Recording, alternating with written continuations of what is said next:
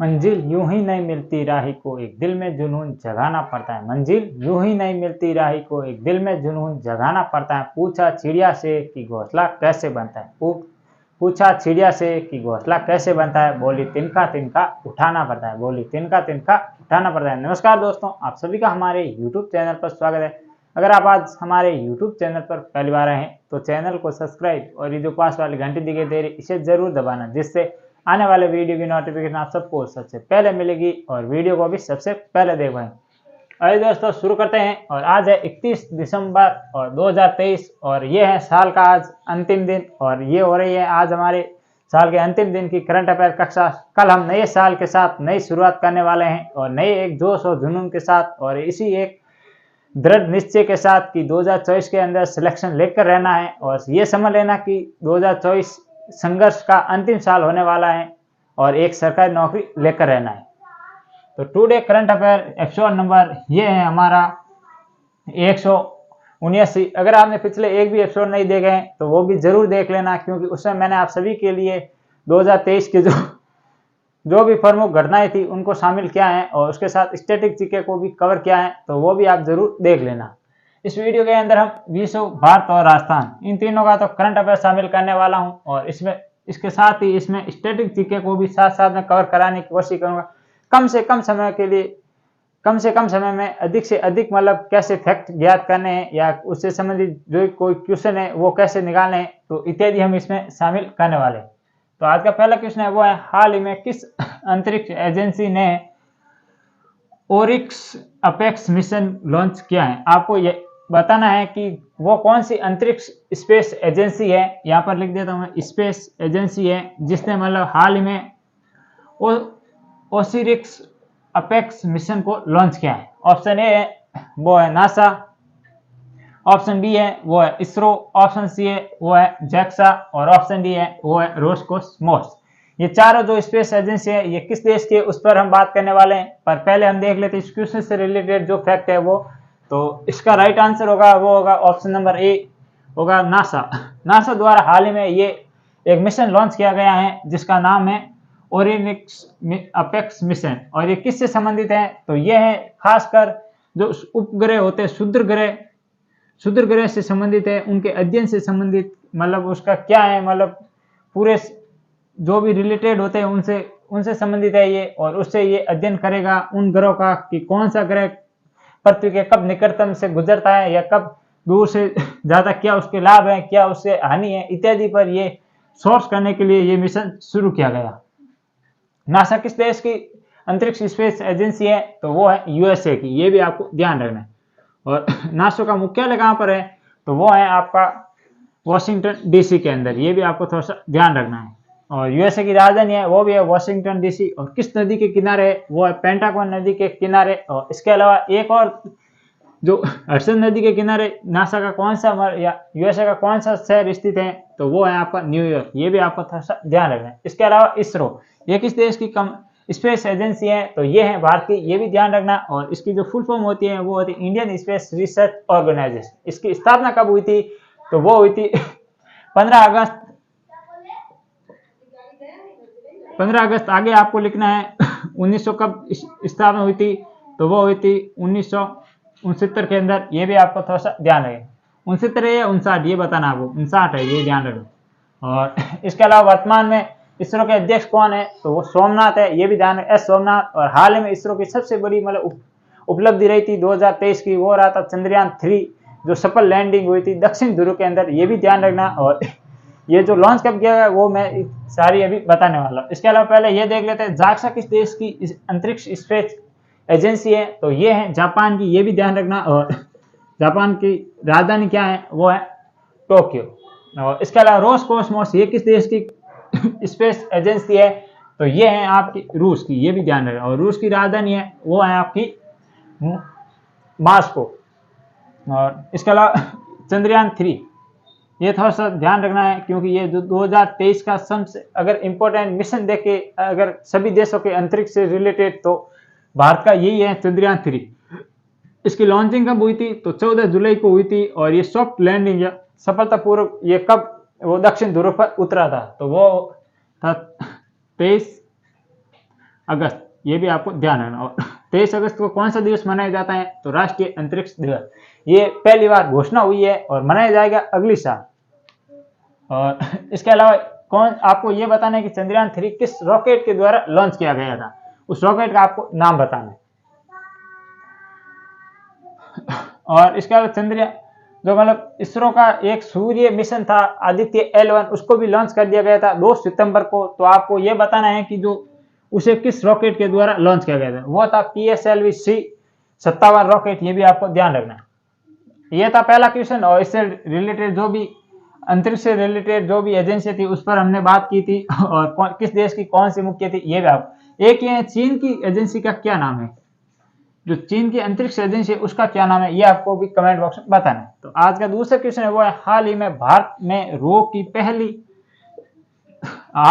के किस रोग की पहली महिला का या पहली महिला की मृत्यु हुई है, तो आपको उस रोग का नाम बताना है। क्योंकि ये पहली घटना हुई है भारत के अंदर जो किसी ये पर्टिकुलर एक रोग की महिला की निधन हो चुका है या उनकी मृत्यु हो चुकी है। तो आपको ये बताना है कि वो रोग क्या कौन सा था। ऑप्शन ए है वो है एम्पॉक्स रोग, ऑप्शन बी है वो पॉम्पे रोग, ऑप्शन सी है रेबीज रोग, और ऑप्शन डी है वो है JN1 रोग।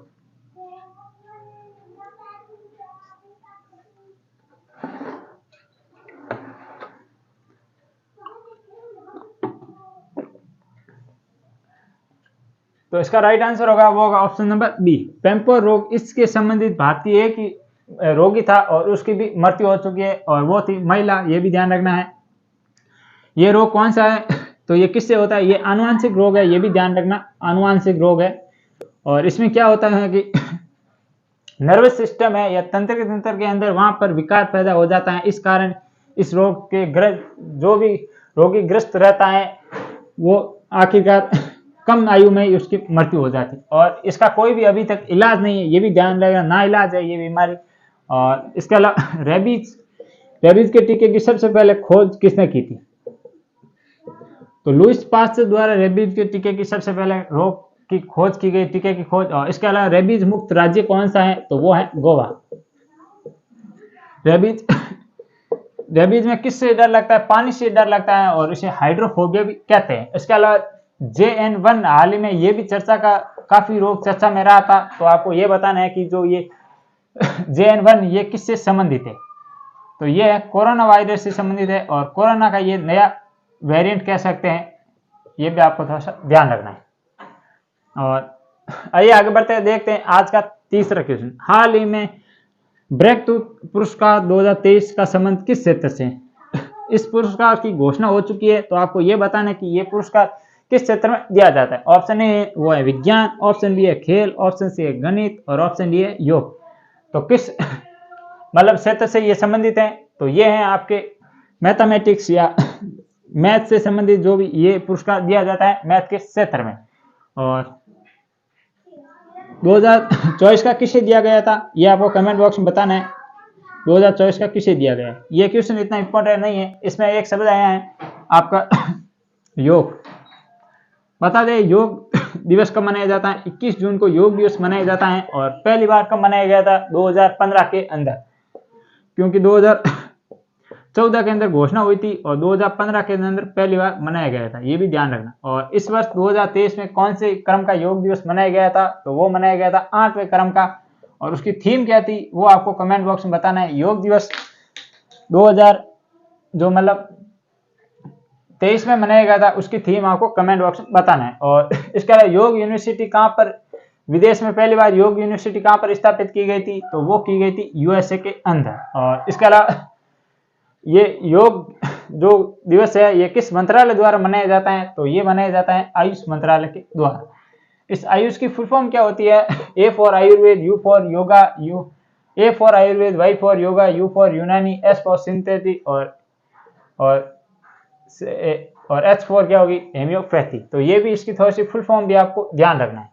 और इसके अलावा खेल से संबंधित हाल ही में एक सबसे बड़े पुरस्कार की घोषणा हुई है और वो है कौन सा, राजीव गांधी खेल रत्न पुरस्कार। तो 2023 में राजीव गांधी खेल रत्न पुरस्कार किसे दिया जाएगा, तो वो दिया जाएगा बैडमिंटन के 2 प्रसिद्ध खिलाड़ी या एक जोड़ी कह सकते हैं, सात्विक चिराग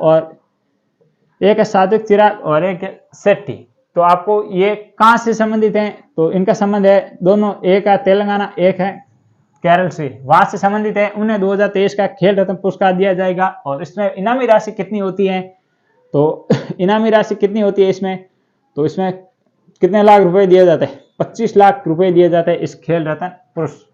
राजीव गांधी नहीं है, इसका नाम अब चेंज हो गया। पहले इसका नाम था राजीव गांधी खेल रत्न पुरस्कार और अब इनका नाम कर दिया गया मेजर ध्यानचंद खेल रत्न पुरस्कार। कब से शुरुआत हुई थी वो आपको कमेंट बॉक्स में बताना है। और पहली बार किसे दिया गया था, तो वो दिया गया था विश्वनाथ आनंद को, जो कि किससे संबंधित है, शतरंज के खिलाड़ी है और भारत के पहले ग्रैंड मास्टर कह सकते हैं। और उनकी पुस्तक का नाम है माइंड मास्टर, ये भी आपको ध्यान है। उसके अलावा लेटेस्ट किसे दिया गया हाल ही में, तो ये इन दो को दिया गया। और 2022 का खेल रत्न पुरस्कार किसे दिया गया था, राजीव मेजर ध्यानचंद खेल रत्न पुरस्कार, तो वो दिया गया था आपको शरद कमल को, जो कि किससे संबंधित थे, टेबल टेनिस से संबंधित है। ये भी आपको थोड़ा सा ध्यान रखना। उसके अलावा अब यहाँ पर साइंस आया है, तो विज्ञान दिवस कब मनाया जाता है प्रतिवर्ष, तो ये मनाया जाता है आपका 28 फरवरी को विज्ञान दिवस मनाया जाता है। और इसके अलावा 1900, इसके अलावा आपको ये बताना 1929 के अंदर किसे मतलब विज्ञान के क्षेत्र के अंदर नोबेल पुरस्कार मिला था, जो कि रमन इफेक्ट प्रभाव था, फिजिक्स के अंदर मिला था रमन को, सीवी रमन को। ये भी आपको थोड़ा सा ध्यान रखना है। तो ये हो गए क्वेश्चन, और इससे रिलेटेड जो भी क्वेश्चन से एडवांस फैक्ट थे वो भी मैंने बताने की कोशिश की है। और आइए आगे बढ़ते हैं, देखते हैं आज का चौथा क्वेश्चन। हाल ही में सीआईएसएफ की पहली महिला प्रमुख नियुक्त हुई है, जिनका नाम है नीना सिंह। आपको यह बताना है कि सीआईएसएफ की स्थापना किस वर्ष हुई थी। ऑप्शन ए है वो है 1970 को, ऑप्शन बी है 1969 को, ऑप्शन बी है 1975 को और ऑप्शन डी है 1997 को। तो किस वर्ष सीआईएसएफ की स्थापना हुई है, इसकी क्या होती है, पहले फुल फॉर्म देख लेते हैं सीआईएसएफ की। तो इसकी फुल फॉर्म होती है, वो होती है सेंट्रल इंडस्ट्रियल सिक्योरिटी फोर्स। ये वो फोर्स है जिनका क्या कार्य होता है कि मतलब या तो कोई सरकारी भवन हो गए उसकी रक्षा करना, या कोई एयरपोर्ट में तैनाती होती है इनकी, या कोई सरकार की कोई बड़ी कंपनी है उसमें मतलब इनको लगाया जाता है, और या कोई मतलब वहां पर लगाया जाता है जहां पर सरकार की कोई संपत्ति होती है, उनकी रक्षा के लिए इनको लगाया जाता है। तो और इसकी स्थापना कब हुई थी इस संस्था की, या मतलब इस फोर्स की, तो इसकी स्थापना हुई थी 1969 के अंदर। और इसका मुख्यालय कहाँ पर है, तो इसका मुख्यालय है आपका नई दिल्ली के अंदर। और इसके अलावा इनका ध्येय वाक्य क्या है, लोगों के अंदर इनका ध्येय वाक्य क्या लगा है, लिखा है, लोगों के अंदर क्या लिखा हुआ है, तो वो है संरक्षण और सुरक्षा। संरक्षण और सुरक्षा इनके लोगों में वो दर्शाए गए हैं, ये भी आपको ध्यान रखना है। और अब हाल ही में पहली महिला मतलब प्रमुख बनी है, जिसका नाम है नीना सिंह। ये राजस्थान कैडर की आईएएस ऑफिसर है, ये भी आपको ध्यान रखना है। और इसके अलावा ये मूल रूप से कहाँ की निवासी है, तो ये बिहार की निवासी है, ये भी ध्यान रखना, पटना की। और इसके अलावा ये जो सीआईएसएफ है ये भारत की जो अर्ध सैनिक बल है उसका एक हिस्सा है। भारत के अर्ध सैनिक बल में कुल 7 फोर्सें आती है। कौन कौन सी आती है अर्ध सैनिक बल में, वो आती है नंबर 1 है असम राइफल, नंबर 2 पर है ये सीआईएसएफ पर, नंबर 3 पर है सीआरपीएफ, नंबर 4 पर है एसएसबी, नंबर 5 पर है बीएसएफ, नंबर 6 पर है वो एनआईए नेशनल सिक्योरिटी फोर्स। और इसके अलावा एक और है, वो कौन सी आपको कमेंट बॉक्स में बताना है। तो ये हो गया टोटल क्वेश्चन, और इससे जो भी रिलेटेड मैंने आपको बता दिया है। और इसके अलावा आपको ये बताना है कि वर्तमान में सीआईएसएफ के निदेशक कौन है। ये तो बनी है प्रमुख, महिला प्रमुख बनी है, पर निदेशक कौन है, जिसे डीआईजी कहते हैं। ये थे 4 क्वेश्चन जिसमें मैंने आपको विश्व और भारत का करंट अफेयर बताए। अब ये जो 2 क्वेश्चन है स्पेशल राजस्थान करंट अफेयर से संबंधित है। तो आइए आगे बढ़ते हैं, देखते हैं आज का 5वां क्वेश्चन। हाल ही में राजस्थान के हाईकोर्ट के नए मुख्य न्यायाधीश के रूप में किसे नियुक्त करने की सिफारिश की है। ये आपको ये बताना है कि राजस्थान हाईकोर्ट के अब अगले मुख्य न्यायाधीश कौन से हो गए, कौन से नंबर के, वो है 42 नंबर के, क्योंकि 41 नंबर के तो थे कौन, राजस्थान हाईकोर्ट के 41 जो नंबर के मुख्य न्यायाधीश थे वो थे जॉर्ज मसीहा। उनको हाल ही में सुप्रीम कोर्ट में नियुक्त कर दिया गया है। तो अब कॉलेजियम व्यवस्था के तहत कॉलेजियम में सिफारिश की गई है। तो अब नए मुख्य न्यायाधीश कौन रहेंगे, क्योंकि अभी तक वहां पर जो मुख्य न्यायाधीश है राजस्थान हाईकोर्ट में वो है कार्यवाहक न्यायाधीश। तो ऑप्शन ए है वो है justice MM Srivastava, option B है वो है justice DY Chandrachud, option B है जस्टिस के वर्मा और ऑप्शन जो डी है वो है जे कानिया। तो इसका राइट आंसर होगा वो होगा option number A justice M Srivastava, Manvendra Nath Srivastava. ये भी आपको थोड़ा सा ध्यान रखना है। और ये होंगे राजस्थान के 42वें मुख्य न्यायाधीश। इनके एक दो दिन में के अंदर आ जाएगा इनका नाम भी, क्योंकि कॉलेजियम जो व्यवस्था होती है इनके नाम की सिफारिश कर दी गई। और इसके अलावा दो नए और मुख्य न्यायाधीश इनके साथ नियुक्त किए जाएंगे। तो एक है इलाहाबाद हाईकोर्ट के और एक है गुवाहाटी हाईकोर्ट की। अब आपको ये बताना है कि इलाहाबाद हाईकोर्ट के या और इसके अलावा जो गुवाहाटी हाईकोर्ट है इनके दोनों के क्रम से कौन कौन से जो मुख्य न्यायाधीश के नाम की सिफारिश हुई है। एक का नाम है संदीप बिश्नोई, तो एक का नाम क्या है वो आपको बताना है। और इसके अलावा जस्टिस डीवाई चंद्रचूड़ है, ये कौन है, तो ये है भारत के मुख्य न्यायाधीश और कौन से क्रम के हैं, तो ये है 50वें क्रम के। और इसके अलावा जस्टिस के वर्मा ये कौन थे, ये थे राजस्थान जो हाईकोर्ट है इनके पहले मुख्य न्यायाधीश कमलकांत वर्मा, ये भी ध्यान रखना है आपको। और राजस्थान हाईकोर्ट की स्थापना कब हुई थी, तो आपको वो ध्यान रखना है 1947 के अंदर राजस्थान हाईकोर्ट की स्थापना हुई थी। और उस समय पहले मुख्य न्यायाधीश कौन बने थे, तो वो बने थे के वर्मा, कमलकांत वर्मा। और इसके अलावा उस समय मतलब मुख्य न्यायाधीश समेत कितने न्यायाधीश थे, तो एक मुख्य न्यायाधीश था और प्लस 11 अन्य न्यायाधीश थे। और मुख्य न्यायाधीश ये थे और इनको शपथ किसके द्वारा दिले गई ये आपको बताना है। और इसके अलावा जो नंबर डी पर दिख रहा है जस्टिस जे कानिया, तो ये जस्टिस जे कानिया ये कौन थे, तो ये थे भारत के पहले मुख्य न्यायाधीश। और इसके अलावा ये मैंने बता दिया। और इसकी खंडपीठ कहाँ पर स्थापित की गई है, तो इसकी खंडपीठ की गई है जयपुर के अंदर, जबकि मुख्य जो न्यायालय है वो कहाँ पर है, तो वो है जोधपुर के अंदर। ये था इस क्वेश्चन और इस क्वेश्चन से रिलेटेड जानकारी। आइए आगे बढ़ते हैं, देखते हैं आज का छठा क्वेश्चन। हाल ही में राजस्थान का नया स्नैक पार्क कहाँ या किस जिले में बन रहा है। आपको ये बताना है कि राजस्थान के अंदर कुल कितने स्नैक पार्क हैं और ये इतना विशेष क्यों स्नैक पार्क बन रहा है। क्योंकि मैं आपको बता दूं कि राजस्थान के अंदर अब तक कितने मतलब 3 स्थानों पर स्नैक पार्क थे। कहाँ थे, तो एक थे जयपुर के अंदर, एक था जोधपुर के अंदर, एक था आपका उदयपुर के अंदर। अब चौथा बन रहा है, वो कहाँ पर बन रहा है, वो बन रहा है कोटा के अंदर। अब ये जो जयपुर का था वो सबसे प्राचीन था। और इसके अलावा जोधपुर में बनाया हुआ है, वो कहाँ पर है, जोधपुर वाला, तो वो है माचिया सफारी जोधपुर के अंदर। और इसके अलावा वो स्नैक पार्क में वो इसके मतलब स्वतंत्र नहीं है, उसी के अधीन है, माचिया के अंदर है। और इसके अलावा जो ये बनने वाला है ये स्वतंत्र बनेगा, एक पर्टिकुलर स्थान पर बनेगा। जैसे मान लो कोई अलग से जो भी पर्यटन देखने जाएंगे तब भी यहाँ पर वो अलग से ही एक बनाए गए भवन बना के उसमें रखे जाएंगे। तो इसका राइट आंसर होगा वो होगा ऑप्शन नंबर ए कोटा के अंदर। कोटा के अंदर कौन सा अभ्यारण्य के पास है, अंदर नहीं है, तो वो है अबेड़ा, जो कोटा के अंदर जो है एक पार्क कह सकते हैं उसके पास में है। और यहाँ पर कितने प्रजाति रखी जाएंगी सांपों की, वो आपको 35 प्रजाति आप सांप की देख सकते हैं, ये भी आपको थोड़ा सा ध्यान रखना है। और इसके अलावा सज्जनगढ़ कहाँ पर है, वो सज्जनगढ़ वाला ये है उदयपुर, और जयपुर में नाहरगढ़ में, ये भी ध्यान रखना। और जोधपुर में माचिया के अंदर, ये भी आपको ध्यान रखना। तो ये थे आज के कुल 6 क्वेश्चन और ये थी मतलब कह सकते हैं साल की अंतिम कक्षा। कल हम मिलेंगे फिर नए साल के साथ, नए जोश के साथ और नया करंट अफेयर लेकर। और ये वीडियो कैसा लगा मुझे कमेंट बॉक्स में जरूर बताना। आज के लिए इतना ही, कल फिर मिलेंगे इसी जोश और जुनून के साथ। और तब तक के लिए आप सभी को एक बार फिर से नए साल की हार्दिक शुभकामनाएं। जय हिंद, जय भारत।